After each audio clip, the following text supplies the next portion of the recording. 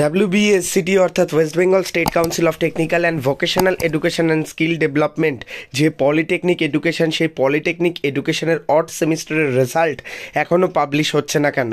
পরীক্ষা অনেক দিন আগে হয়ে গেল, পরীক্ষার রেজাল্ট পাবলিশ হচ্ছে না, এই নিয়ে ছাত্রছাত্রীদের মনে অনেক সংশয় রয়েছে।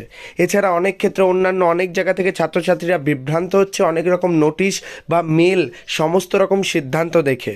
তো সেই নিয়ে আজকের এই ভিডিওতে কথা বলবো এবং তোমাদের বিস্তারিত জানাবো।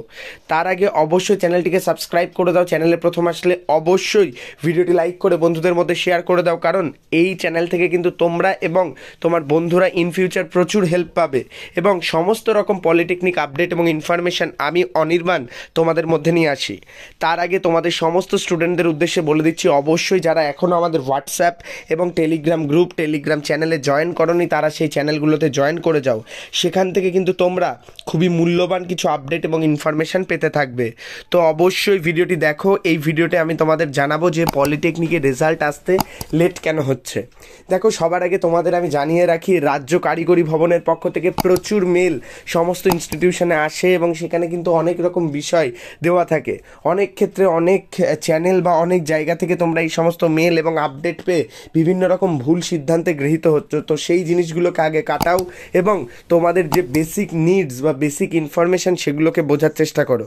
দেখো, তোমাদের রেজাল্ট আসছে কি না আসছে সেটা কিন্তু তোমাদের জন্য ইম্পর্টেন্ট নয়। তোমাদের ইম্পর্টেন্ট তোমাদের কারিকুলামটা ঠিকঠাক চলছে কিনা। রাজ্য কারিগরি ভবন কিন্তু এই বিষয়ে ঠিক নজর দেবে। তাদের কাজ রেজাল্ট বার করা এবং খাতা দেখে সমস্ত কিছু রেডি করা, এবং সমস্ত ইনস্টিটিউশনাল HOI এবং ফ্যাকাল্টি যারা খাতা দেখছে তারাও কিন্তু এই সমস্ত জিনিসগুলোর দিকে নজর দিচ্ছে।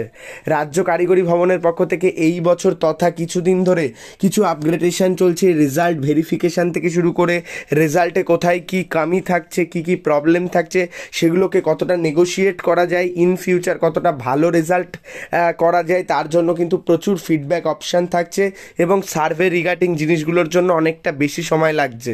এবং আমি তোমাদের জানিয়ে দিচ্ছি, সমস্ত আপডেট এবং ইনফরমেশন কিন্তু আমার কাছে থাকে, কিন্তু যেগুলো তোমাদের জন্য ইম্পর্টেন্ট নয় আমি সেগুলো নিয়ে তোমাদের ফালতু বোঝা দিতে চাই না। আর একটা জিনিস তোমাদের আমি জানাই, তোমাদের যে রেজাল্ট, সেই রেজাল্টটা কিন্তু খুব শীঘ্রই আসতে চলেছে। খুব শীঘ্রই বলতে এই মার্চের মধ্যেই তোমরা তোমাদের রেজাল্ট পেয়ে যাবে। 1 থেকে 2 দিনের মধ্যে আসলেও আসতে পারে।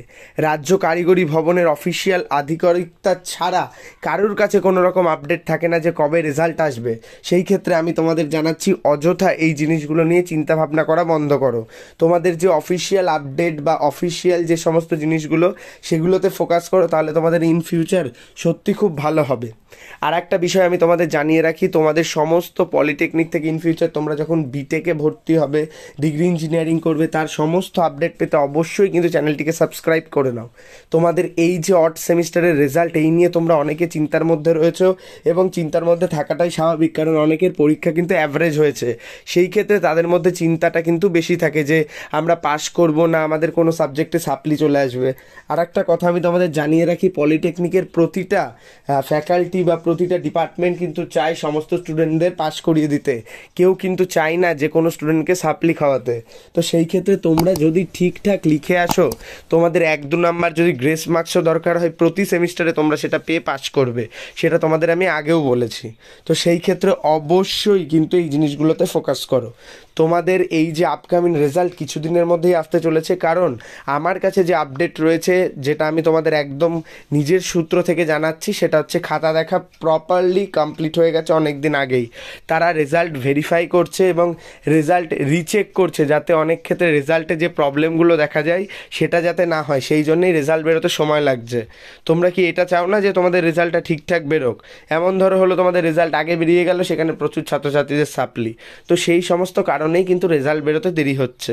আপডেট আসলে অবশ্যই কিন্তু চ্যানেল থেকে পেয়ে যাবে। ধন্যবাদ। অবশ্যই ভিডিওটি বন্ধুদের মধ্যে শেয়ার করো এবং প্রো টেকনিক্যাল জিনিয়াস ইউটিউব চ্যানেলটিকে সাবস্ক্রাইব না করে থাকলে সাবস্ক্রাইব করে নিও। তোমরা কিন্তু এই চ্যানেল থেকে সমস্ত আপডেট এবং ইনফরমেশান পেতে থাকবে। ধন্যবাদ।